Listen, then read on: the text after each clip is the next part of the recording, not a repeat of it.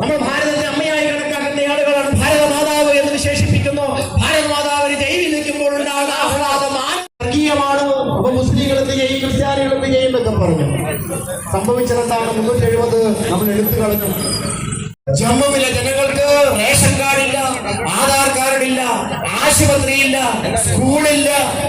ഇതാണ് അവരുടെ അവസ്ഥ. സ്വാതന്ത്ര്യം എന്താണ് എന്നറിയാനും അനുഭവിക്കുവാനും ഒരു സുവർണ അവസരമുണ്ടാക്കി. ആ അവസരമുണ്ടാക്കി കൊടുത്തത് ശ്രീമാൻ നരേന്ദ്രമോദിയുടെ നേതൃത്വത്തിലുള്ള നമ്മുടെ ഭാരതീയ ജനതാ പാർട്ടി സർക്കാരാണ്. നിങ്ങൾ പറഞ്ഞില്ലേ 370 പോയാൽ 370 പോയാൽ ഇന്ത്യ നഗരം 300 കിട്ടാൻ തുടങ്ങി. വലിയ മാറ്റമാണ് സംഭവിച്ചത്. ഇവിടെ സ്വാതന്ത്ര്യം കിട്ടാത്ത എത്രയോ സഹോദരിമാരുണ്ടായിരുന്നു. അവർ ഏതോ ഒരു മതത്തിൽ ജനിച്ചുപോയി എന്ന ഒറ്റ കാരണത്താൽ ഇതര മതസ്ഥർ അനുഭവിക്കുന്ന സ്വാതന്ത്ര്യം അവർക്ക് അനുവദിക്കും. ഹിന്ദു സ്ത്രീകൾക്കും ക്രിസ്ത്യൻ സ്ത്രീകളുമൊക്കെ അനുഭവിക്കുന്ന സമൂഹത്തിലുള്ള സ്വാതന്ത്ര്യം അനുഭവിക്കാൻ സാധിക്കാതെ പോയ സ്ത്രീകൾ, അതിന് തടസ്സമായി നിന്നിരുന്ന നിയമം മാറ്റാൻ BJP സർക്കാർ തയ്യാറായി. മതം നോക്കിയിട്ടല്ല നമ്മൾ ചെയ്തത്. മുത്തലാഖ് നിർത്തലാക്കിയതോടുകൂടിയിട്ട് എത്ര സ്ത്രീകളാണ് ഇന്ന് ആനന്ദം അനുഭവിച്ചുകൊണ്ടിരിക്കുന്നത്, സ്വാതന്ത്ര്യം അനുഭവിച്ചുകൊണ്ടിരിക്കുന്നത്, സന്തോഷത്തോടുകൂടി സമൂഹത്തിൽ ജീവിച്ചുകൊണ്ടിരിക്കുന്നത്. തല ഉയർത്തി ജീവിക്കുകയാണവർ. അങ്ങനെ ഓരോ സ്ത്രീക്കും സമൂഹത്തിൽ തല ഉയർത്തി ജീവിക്കാൻ സാധിക്കുന്ന, ജാതി നോക്കാതെ മതം നോക്കാതെ ഈ സ്വാതന്ത്ര്യത്തെ അനുഭവിക്കാൻ സാധിക്കുന്ന ഒരു വലിയ സാഹചര്യം ഈ ഭാരതത്തിന്റെ മണ്ണിൽ സൃഷ്ടിക്കാൻ നമ്മുടെ സർക്കാരിന് സാധിച്ചിരിക്കുന്നു. എന്നറിയാനുള്ള ആഗ്രഹം കേരളത്തിലെ ജനങ്ങൾക്കുണ്ടായി. വഞ്ചനയ്ക്കാണ് ഇത്രയും കാലം വിധേയമാക്കപ്പെട്ടുകൊണ്ട് നമ്മൾ വഞ്ചിക്കപ്പെടുകയായിരുന്നു, നമ്മൾ ചതിക്കപ്പെടുകയായിരുന്നു ಓರೋ ತೆರಗೆಡಿಪಿലും. ಇನಿ ಆ ವಂಚನೆಗೆ ಅದೆಲ್ಲ ನಮ್ಮ ದೇಶಗಳು ಆಗ್ತಾ ಇರುವಂತದ್ದು ನಮ್ಗೆ ಗೊತ್ತಿದೆ. ನಮ್ಮ ದೇಶ ಆರ್ಥಿಕ ಸ್ಥಿತಿಯಲ್ಲಿ ಒಂದು 15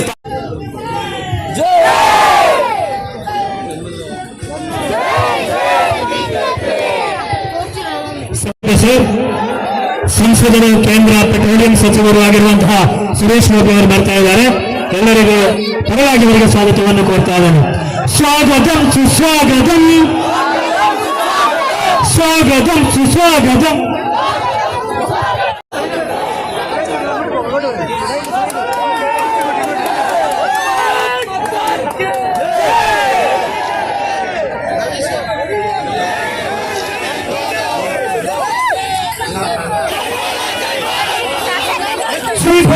भारत माता की जय, जय भारत माता. स्वागतम,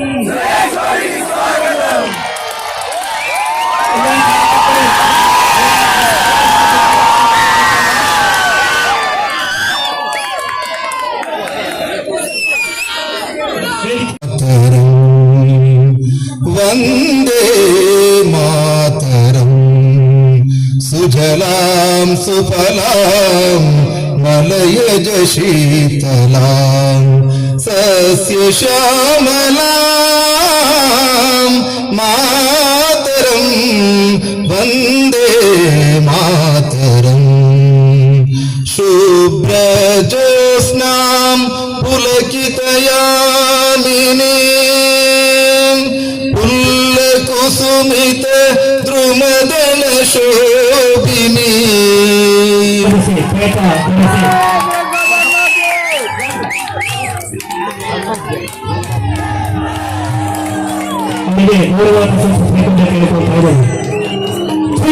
भारत माता की, सुरेश गोपी जी की जय, जय भारत माता की.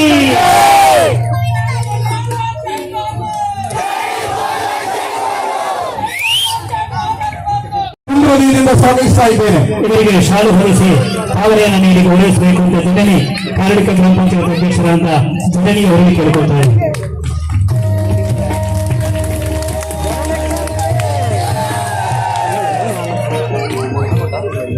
ಅದೇ ರೀತಿಯಲ್ಲಿ ಎಲ್ಲರಿಗೂ ಸ್ವಾಗತ ನೀಡಿಕೊಂಡು ಎಂದು ಸ್ವಾಗತ ಪ್ರಸಂಗ ನಿರ್ತು. ಜೈ ಹಿಂದ್, ಜೈ ಭಾರತ್. ಅದೇ ಸಭೆಯ ಅಧ್ಯಕ್ಷ ಪ್ರಸಂಗ ನಿರ್ತು. ಅಲ್ಲಿ ಚುನಾವಣಾ ಪ್ರಚಾರವನ್ನು ಪ್ರಾರಂಭಿಸಿದ್ರು. ಆ ದಿವಸ ಹೇಳಿದ್ರು, ನಿನ್ನೆ ದಿವಸ ನಾನು 2 ಕಾರ್ಯಕ್ರಮದಲ್ಲಿ ಭಾಗವಹಿಸಿದ್ದೆ. ಎರಡು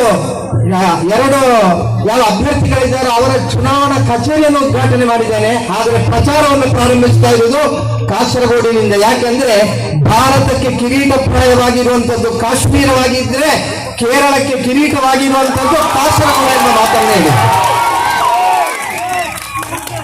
ಬಂಧುಗಳೇ,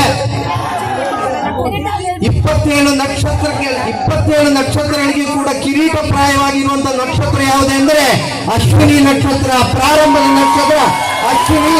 ಇವತ್ತು ನಮ್ಮ ಅಭ್ಯರ್ಥಿಯು ಕೂಡ ಅಶ್ವಿನಿ ಅವರು.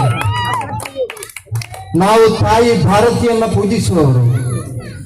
ಸುರೇಶ್ ಗೋಪಿ ಅವರು ಕಾಸರಗೋಡನ್ನು ಕೇರಳದ ಕಿರೀಟ ಅಂತ ಹೇಳಿದ್ರೆ ಆ ಕಿರೀಟ ಸ್ಥಾನದಿಂದ ಕಳಿಸಿಕೊಡಬೇಕಾದ್ದು ತಾಯಿಯನ್ನ. ಅದಕ್ಕೋಸ್ಕರವಾಗಿ ಈ ವರ್ಷ ಕಾಸರಗೋಡಿನಿಂದ ಪ್ರಪ್ರಥಮವಾಗಿ ಒಬ್ಬ ಮಹಿಳಾ ಶಾಸಕಿಯನ್ನ ಕಳುಹಿಸಿ ಕೊಡ್ತೇವೆ ಎಂಬ ನಿರ್ಣಯಕ್ಕೆ ಭಾರತೀಯ ಜನತಾ ಪಾರ್ಟಿ ಬಂದು ಅವರನ್ನು ಅಭ್ಯರ್ಥಿಯಾಗಿ ಮಾಡಿದ್ದೇವೆ. 2 ಚರಿತ್ರೆಗಳು ಸೃಷ್ಟಿಯಾಗ್ತದೆ ಬಂಧುಗಳೇ, 2 ಚರಿತ್ರೆಗಳು ಸೃಷ್ಟಿಯಾಗ್ತದೆ. ಇಷ್ಟು ವರ್ಷ ಕಾಸರಗೋಡಿನಲ್ಲಿ ನಾವು ಎಷ್ಟೇ ಪ್ರಯತ್ನಿಸಿದರೂ ಕೂಡ, ಗೆಲುವಿನ ಸಮೀಪಕ್ಕೆ ಬಂದರೂ ಕೂಡ ನಮಗೆ ಗೆಲ್ಲಲಿಕ್ಕೆ ಸಾಧ್ಯ ಆಗಲ್ಲ. ಆದರೆ ಇವತ್ತು ಕೇವಲ ಕಾಸರಗೋಡಿನಲ್ಲಿರುವ ಜನತೆ ಅಲ್ಲ, ಈಗಾಗಲೇ ಈ ವೇದಿಕೆಯಿಂದ ಮಾತನಾಡಿರುವಂತಹ ಪನವೇಲ್ನಿಂದ ಬಂದಿರುವಂತ ಆತ್ಮೀಯ ಸಂತೋಷ್ ಶೆಟ್ಟಿ ಅವರು ನನ್ನ ಹತ್ರ ಮಾತನಾಡುವಾಗ ಹೇಳಿದಂತ ಮಾತು, ನೀವು ಗೆಲ್ಲುವ ವಿಚಾರವನ್ನು ಬಿಡಿ, ಬಹುಮತ ಎಷ್ಟು ಅಂತ ಮಾತ್ರ ಲೆಕ್ಕ ಹಾಕಿದ್ರೆ ಸಾಕು ಅಂತ ಹೇಳುವ ಮಟ್ಟಕ್ಕೆ ಅವರು ಹೇಳ್ತಾ ಇದ್ದಾರೆ. ಅಂತ ಆದ್ರೆ ನಾವು ಗೆದ್ದೇ ಗೆಲ್ತೇವೆ, ನಾವು ಶಪಥವನ್ನ ಮಾಡಿ ಆಗಿದೆ. ಈ ಕಾಸರಗೋಡಿನಿಂದ ಶ್ರೀಮತಿ ML ಅಶ್ವಿನಿ ಅವರನ್ನು ಗೆಲ್ಲಿಸಿ ವಿಧಾನಸಭೆಗೆ ಕಳಿಸಿ ಕೇವಲ 5 ವರ್ಷದಲ್ಲಿ, ಈ 38 ವರ್ಷಗಳಲ್ಲಿ ಕಾಸರಗೋಡಿನಿಂದ ಗೆದ್ದು ಬಂದವರು ಕಾಸರಗೋಡಿಗೆ ಏನು ಮಾಡಿದ್ದಾರೆ ಅಂತ ಹೇಳಿದ್ರೆ ಒಂದು ನಮಸ್ಕಾರವೂ ಒಂದು ನೆಗೆಯು ಮಾತ್ರ, ಅದಕ್ಕಿಂತ ಆಚೆ ಅಭಿವೃದ್ಧಿಯನ್ನು ಮಾಡಲಿಲ್ಲ.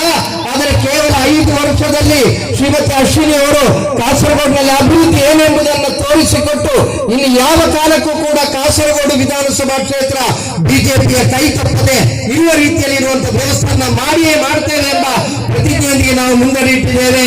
ನಾನು ಹೆಚ್ಚು ಮಾತನಾಡುವುದಿಲ್ಲ. ಶ್ರೀಮಾನ್ ಸುರೇಶ್ ಗೋಪಿ ಅವರಿಗೆ ಕಡಪುರದ ಜನತೆ ಕಾಯ್ತಾ ಇದ್ದಾರೆ. ಆದ್ದರಿಂದ ನಾನು ನನ್ನ ಅಧ್ಯಕ್ಷ ಭಾಗದಿಂದ ಅಧ್ಯಕ್ಷ ಮಾತಿಗೆ ವಿರಾಮವನ್ನು ನೀಡ್ತೇನೆ. ಎಲ್ಲರೂ ಕೂಡ ಜೋರಾಗಿ ಕೂಗಬೇಕು. ಸುರೇಶ್ ಗೋಪಿಜಿಯವರು ಪ್ರೀತಿ ಇಟ್ಟು ಇಲ್ಲಿಗೆ ಬಂದಿದ್ದಾರೆ. ಹಾಗಿದ್ದ ಕಾರಣ ಅಶ್ವಿನಿಯವರು ಗೆಲ್ಲಿಸುವ ನಮ್ಮ ಸ್ವರ ಹೇಗಿರಬೇಕು ಅದನ್ನು ತೋರಿಸಿಕೊಡಿ. ಬೋಲೋ ಭಾರತ್ ಮಾತಾ ಕಿ, ಬೋಲೋ ಭಾರತ್ ಮಾತಾ ಕಿ, ಬೋಲೋ ಭಾರತ್ ಮಾತಾ ಕಿ.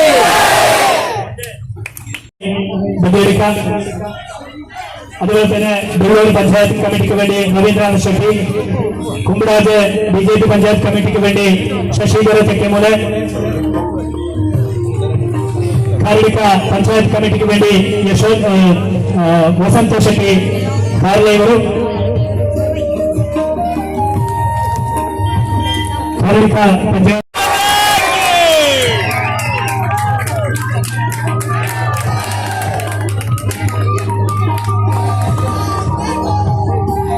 അടുത്തതായി കഴിഞ്ഞ 20 വർഷക്കാലം UDF-ന് കോൺഗ്രസിന് വേണ്ടി പ്രവർത്തിച്ച് വെള്ളൂർ പഞ്ചായത്തിലെ കോൺഗ്രസിന് വേണ്ടി ദേശീയ പ്രസ്ഥാനമായിട്ടുള്ള BJP-ക്ക് സ്വാഗതം ചെയ്യുന്നതാണ്. അദ്ദേഹത്തിന്റെ ഭാര്യ പഞ്ചായത്ത് ഇലക്ഷനിൽ മത്സരിച്ചിട്ടുണ്ട്. അങ്ങനെ നിരവധി പ്രവർത്തനത്തിലൂടെ കോൺഗ്രസിനെ വളർത്താൻ പ്രവർത്തിച്ചിട്ടുണ്ടെങ്കിലും അവിടെയുള്ള നിരന്തരമായിട്ടുള്ള അവഗണന പ്രതിഷേധിച്ച് ഇന്ന് BJP-യാണ് ഇവിടെ നല്ലത്, BJP-യാണ് ഈ ദേശീയതയുടെ വികസനത്തിന് വേണ്ടത് എന്ന വിശ്വാസത്തോടെ ഇന്ന് BJP-യിൽ ചേർന്നിരിക്കുന്നത്. അദ്ദേഹത്തിന് BJP-യിലേക്ക് സ്വാഗതം, സുസ്വാഗതം. അടുത്തതായി ഈ പരിപാടി ഉദ്ദേശിച്ച് സംസാരിക്കാൻ വേണ്ടി സുരേഷ് ഗോപി അവരെ ക്ഷണിച്ചു സംസാരിക്കാൻ വേണ്ടി സ്വാഗതം ചെയ്തു.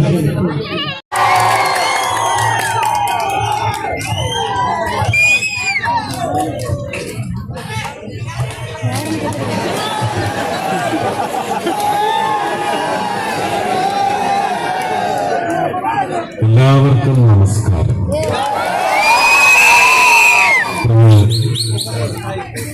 സഹോദരി ഇവിടെ രമേശ് ചന്ദ്രി പറഞ്ഞതുപോലെ കാസർഗോഡിനെ കാണുന്നത് കേരളത്തിന്റെ കാശ്മീരായി. ഭാരതമാതാവ് നമുക്ക് സമ്മാനിച്ച ഭാരതത്തിന് ഡോക്ടർ S. രാധാകൃഷ്ണൻ അദ്ദേഹത്തിന്റെ അയ്യങ്കാർ കെട്ടുണ്ട്.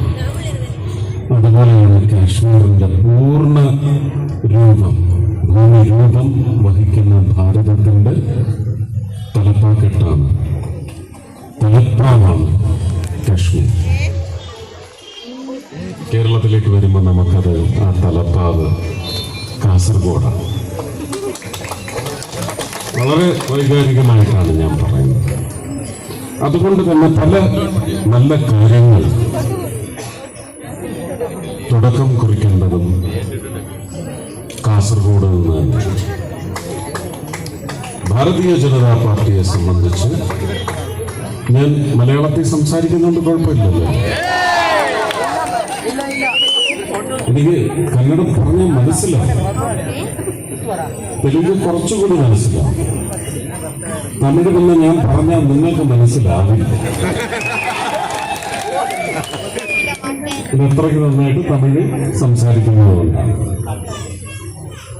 എങ്കിലും നിങ്ങളെ ഒന്ന് സൂചിപ്പിക്കാൻ വേണ്ടി എനിക്ക് അറിയുന്ന ഒരു വരി കന്നഡം ഞാൻ പറയാം. ಏನ್ ನಗ್ತಾ ಐತೆ ಅಂತ ತಿಳ್ಕೊಳ್ಳೋದಕ್ಕೆ 6 ಸೆನ್ಸ್ ಅಗತ್ಯ ಇಲ್ಲ, ಕಾಮನ್ ಸೆನ್ಸ್ ಇದ್ರೆ ಸಾಕು.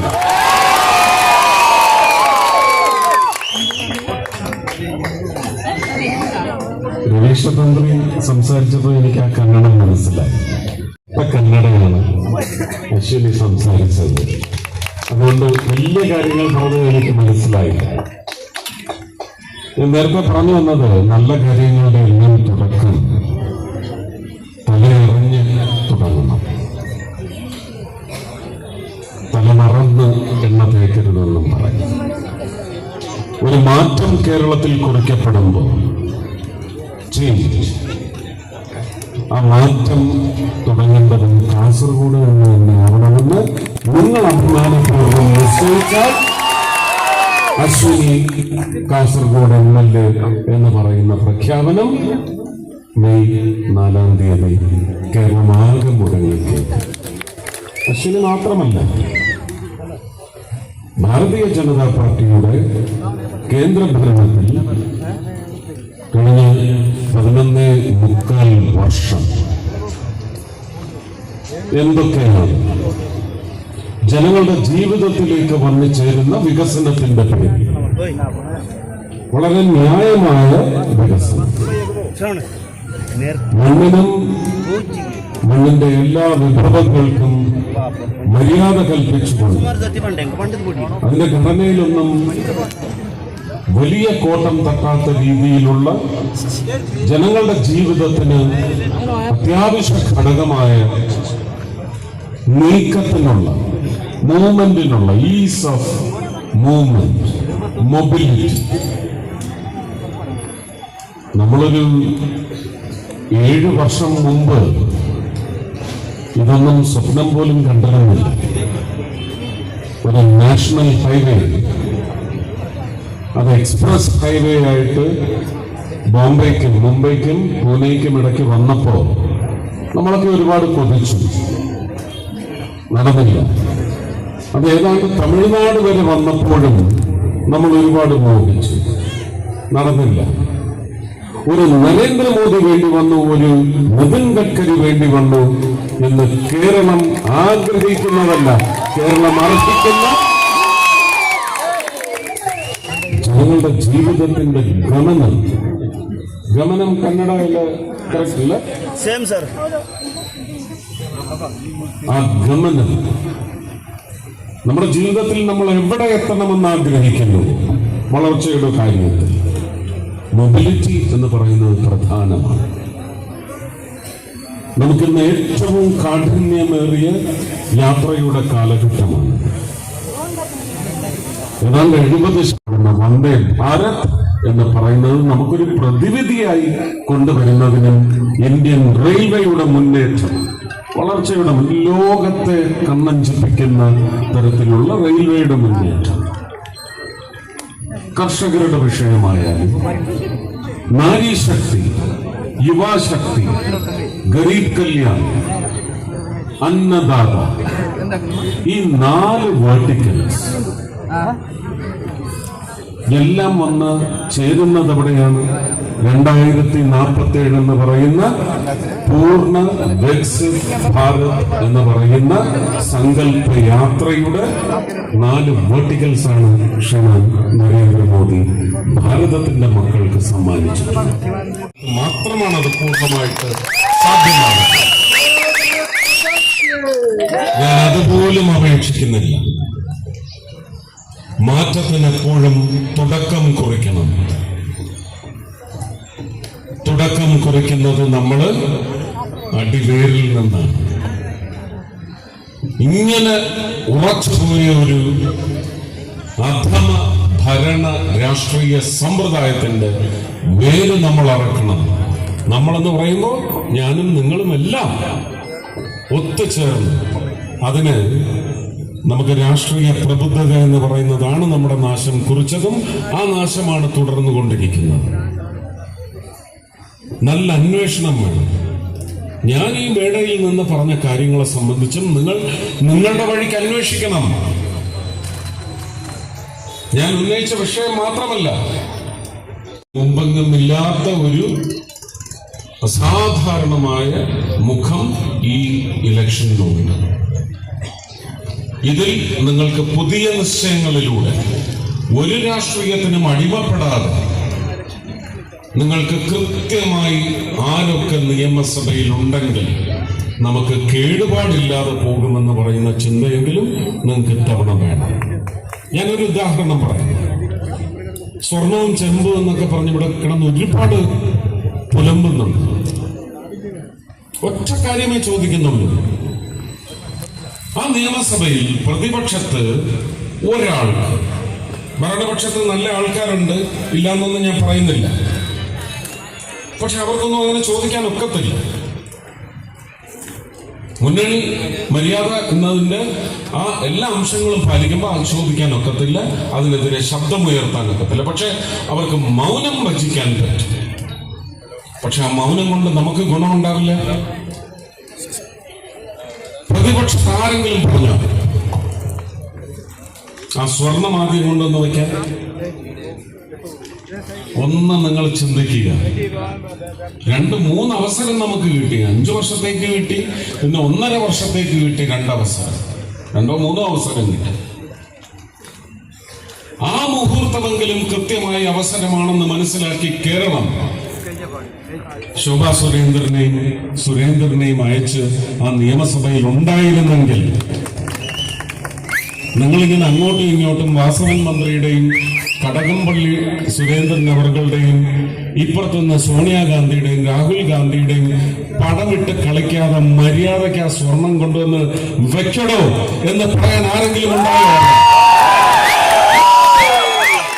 ഇനി ഉണ്ടാകാൻ പോകുന്നത് സ്വർണം മാത്രമല്ല, എന്ത് വിഷയമുണ്ടായാലും അങ്ങനെ ചോദിക്കാനും ജനങ്ങൾക്ക് വേണ്ടി പൊരുതാനും കേരള നിയമസഭയിൽ സംഘശബ്ദമുണ്ടാവണം, സംഘശക്തി ഉണ്ടാവണം. അതിനാരെയൊക്കെ അയക്കണമെന്ന് നിങ്ങൾ ഈ ഇലക്ഷനിൽ കേരളമാകമാനം തീരുമാനിച്ചോളൂ. അശ്വിനിയെ സംബന്ധിച്ച് ഒരു സത്യം കൂടി നിങ്ങൾക്കറിയുന്ന സത്യമാണ്. കുമ്പളയിൽ ഏതാണ് ടോള്? ആരിക്കാട്. ഇവിടെ പലരും ഡ്രാമയും തള്ളും ഉന്തുവണ്ടി തള്ളും ഒക്കെ നടത്തി. അതൊന്നും അവിടെ അറിഞ്ഞിട്ട് പോലുമില്ല. അവരൊക്കെ അതിവിടെ ചെയ്തുകൊണ്ടിരിക്കുമ്പോഴും അശ്വിനിയും ഇവിടുത്തെ ഭാരതീയ ജനതാ പാർട്ടിയുടെ രവീഷ് തന്ത്രി അടക്കം സുരേന്ദ്രൻ അടക്കമുള്ളവർ രാജീവ് ചന്ദ്രശേഖറുമായി ചേർന്ന് ഡൽഹിയിൽ നിതിൻ ഗഡ്കരിയുടെ ഓഫീസിലാണ്. ഇവർക്കൊന്നും ഈ ഡ്രാമ ഇവിടെ കാണിക്കാതെ അവിടെ ചെന്ന് കയറിയാൽ BJPക്ക് അങ്ങനെ വർജ്യമൊന്നുമില്ല, ആർക്കും അവിടെ ചെല്ലാം. ഇവരത് ചെയ്തില്ല. ഇവർക്ക് ഇതായിരുന്നു ആവശ്യം. പക്ഷെ അവര് ആ കാണിച്ച നാട്യത്തിന് നിങ്ങൾ വഴിപ്പെട്ട അപകടത്തിൽ ചെന്ന് വീഴരുത്. അശ്വിനി അടക്കമുള്ളവരുടെ പ്രയത്നത്തിന്റെ ഫലമായിട്ടാണ്, നിയമപരമായിട്ട് നമുക്ക് അംഗീകരിക്കാൻ പറ്റാത്ത ഒരു ടോളാണത്. Toll 60 kilometre, 80 kilometre, 100 kilometre mark ചെയ്ത് നരേന്ദ്രമോദി അല്ല കൊടുക്കുന്നത്. അതങ്ങനെ ഒരു വിഷയമാവാൻ വേണ്ടി ചിലപ്പോ ദുരുദ്ദേശത്തോടെ അങ്ങനെ സ്ഥാപിച്ച ആൾക്കാരും ഉണ്ടാവാം. അത് നീക്കി ടോൾ ഫ്രീ ആക്കി സുഗമമായി മുമ്പോട്ട് പോകാനുള്ള നിങ്ങളുടെ ആഗ്രഹത്തിന് വഴി വെട്ടിയ ആൾക്കാരുടെ കൂട്ടത്തിൽ അശ്വിനിയുണ്ട്, രാജീവ് ചന്ദ്രശേഖരൻ,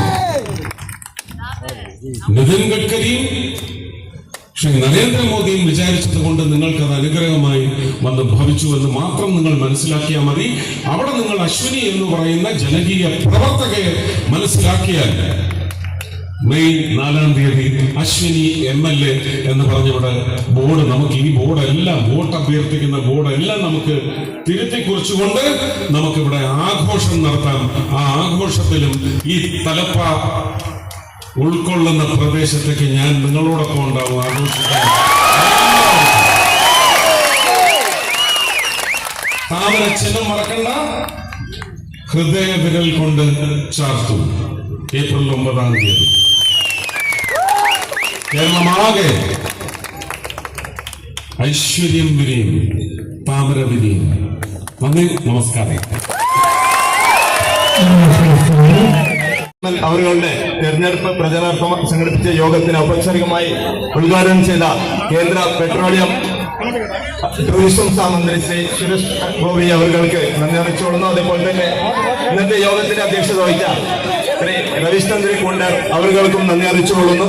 അതേപോലെ തന്നെ നമ്മുടെ സ്ഥാനാർത്ഥി ശ്രീമതി ML അശ്വിനി അവർക്കും നന്ദി അറിയിച്ചുകൊള്ളുന്നു. അതുപോലെ തന്നെ ഈ വേദിയിൽ ഉപസ്ഥിതരായ എല്ലാ നേതാക്കന്മാർക്കും